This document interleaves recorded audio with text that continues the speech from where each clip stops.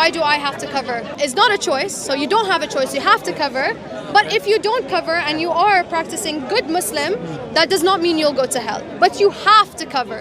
Why? Okay, good question. Have you read a book called Beauty Sick? This book is very interesting because we have this false notion that when a woman takes her hijab off, she chose to take it off. I believe this is the biggest false fallacy ever. Are you telling me that as a woman, you choose not to wear the hijab? Yes. I say no. And I'll prove you. Let me tell you how. Are you telling me that the beauty industry, the females around you, the society that you live in have no effect on you and the way you are perceived? And that has no element on you that you may feel, because the book that I referred to called Beauty Sick tells you about women who are beauty sick. Their sickness is beauty. Okay. Which is what?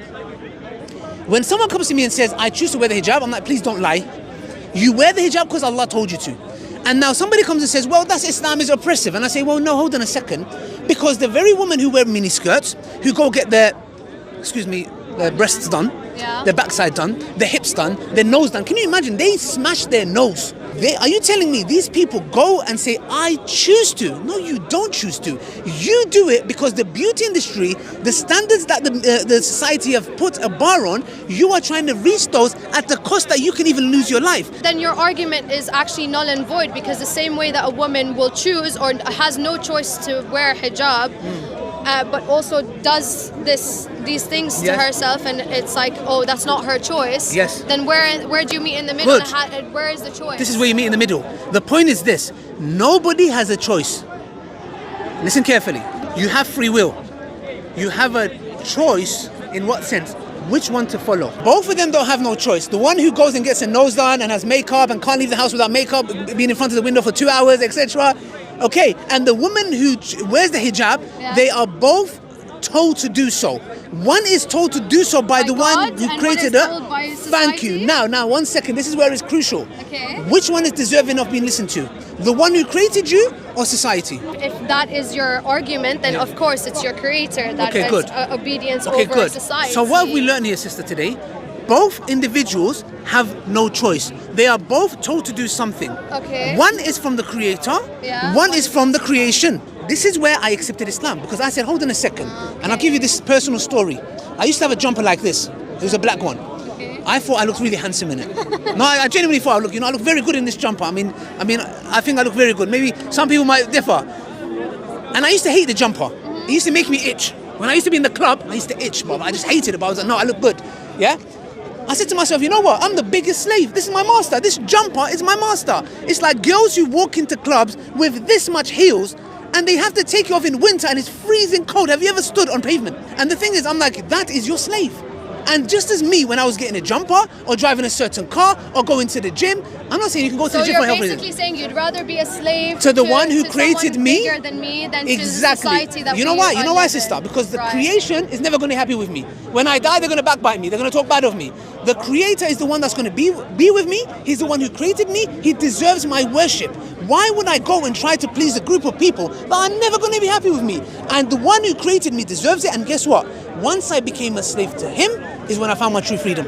And this is the key, sister. You know why? Because at this moment, that is when it clicked to me and I said, wow, all this life, my masters were females. My masters was a jumper that I used to wear. My masters was money. I used to live a lifestyle and do extra hours so I can drive a certain car. I used to go to the gym, yes, obviously for health reasons, but I wanted to have big biceps. So when I walk and wear that jumper, the girls can be like, wow, look at his biceps. I used to live, these were my masters. These were my gods. You know what I said? When I said La ilaha illallah, I said, I am free from all of you because I want to worship the one who has created me. And this is where we say, sister, when we talked about choice, the one that takes a hijab off, look, we have a lot of hijab influencers who take the hijab off and they go, I chose to. No, you didn't. You're getting older and you feel like you're getting wrinkly and ugly and you're showing the hair is beauty. And that is the reason why you chose. Don't say, I chose to. Say, I was forced to. Because sometimes we go into this mentality where we think the life I'm living, I'm free. You're not. You're influenced one way or another. Because why as a woman, for example, the question is, and this is what's so beautiful about Islam. Let me tell you something. Before, I used to see women as a piece of meat. Wallahi, I had no respect for them. You know why? Because the society made me like this. And when I came to Islam, women, they became human in my eyes. Because Islam told me that you honor them, you respect them. It's not, what is she? You know, you're talking to her. You're not talking to somewhere else.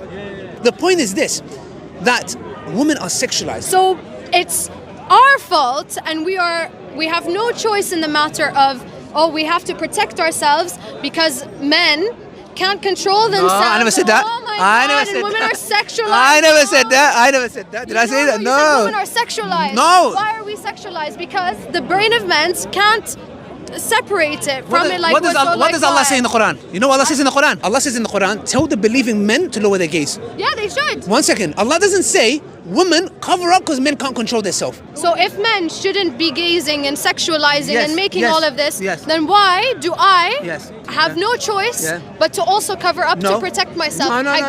For Listen, what? Listen to me. Allah says to me, tell the believing men to lower the gaze. Okay. That means if she's in a bikini, if she's in a niqab, if she's in a jilbab, irrelevant. I have to lower my gaze. I'm not going to say, oh, she's wearing a bikini, man can look at her now. Or she's wearing a niqab. I have to lower my gaze, period. Okay. Now, that means this notion that men can't control themselves, that's why Allah tells you to cover up, is not true. Because Allah tells who? The believing men first. Tell the believing men to lower the gaze. Okay, طيب. Now, Allah works on a micro level. You know what that means? You're Yeah, training your young boys to yeah. respect women by lowering the gaze. Yes. Now, how does Allah deal with it in a macro level? By saying, do not sexually objectify women. Now, if I am looking all around me and I see bikini women in there that's talking about chocolate, and I'm thinking, what's chocolate got to do with a bikini? Yeah. And then I'm seeing a woman over there, argument saying, dressed up in this way and that way.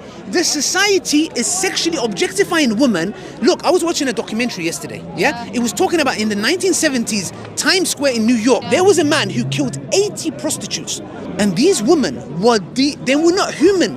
There was a study that was done that looked into a man's brain. They showed him women in bikini. The part of the brain that lights up for tool use, you know, tool use, screwdriver, lit up. You know what that means? He didn't even see him as human.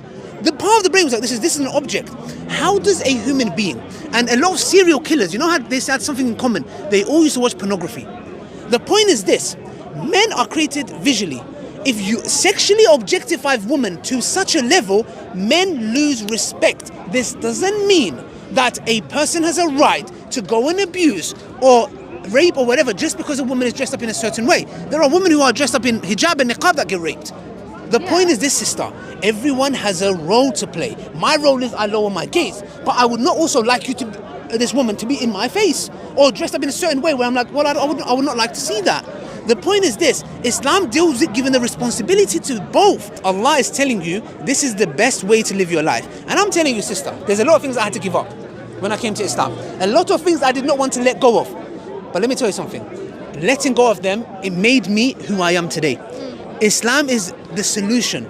There is no other religion, I'm telling you. It might sound, yeah, okay, here we go. My religion is, I'm telling you, we can prove it. I'm not here to talk, I can prove it. Islam gives me purpose. I know my purpose, I know why I'm here, I know where I'm going, I know what to live by. But the point is this, Islam is the best solution. And guess what? You are going to live by a way of life anyways. And you already are. Live by the one that God sent you because that's the best.